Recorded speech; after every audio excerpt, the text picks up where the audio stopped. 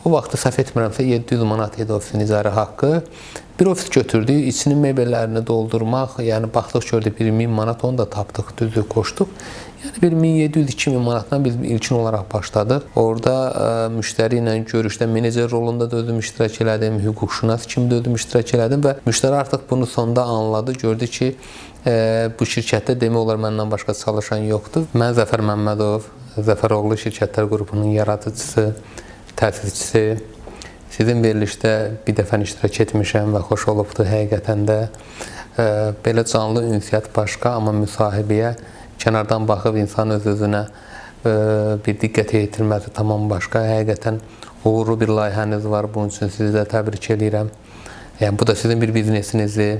Həqiqətən də kiçik bir tərəfdən başlayıb, amma artıq yetərincə böyüyüsünüz, yetərincə auditoriyanız var və bunun üçün bir daha təbrik edirəm və uğurlarınızın bol olmasını nəinki Azərbaycanda, bütün dünyada bu layihənin təqdim olunmasını sizə arzu edirəm. Bu şirkəti 2010-cu ildə yaratmışıq və çox şükür Allaha bu günə qədər gətirib çıxartmışıq.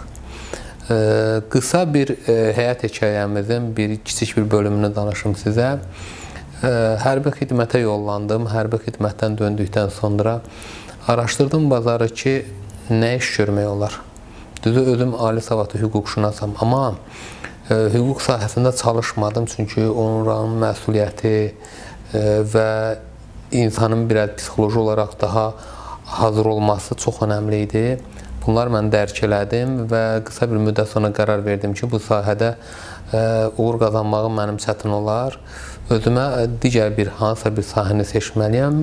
Uşaqlıqdan biznesə qarşı bir marağım var idi, hüquq oxumağıma baxmayaraq. Qərar verdim ki, mütləq qaydada bir biznes sahəsi seçməliyəm.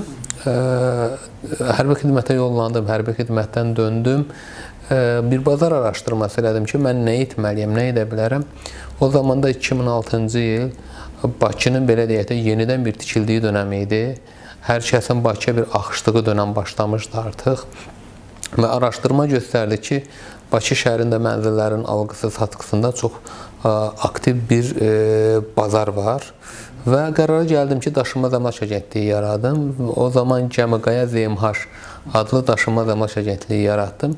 Yaşım 24 və bazarın artıq boşluğunu hiss etmişəm. Sadəcə bizim daşınmaz əmlak agentliyinin bir üstünlüyü var. Yəni o zaman düşündüyünüz kimi butka kimi bir əmlak belə deyək də ofisi yaratmamışdıq. Bildiyiniz sivil qaydada bir qəşəng bir ofislər yaratdıq.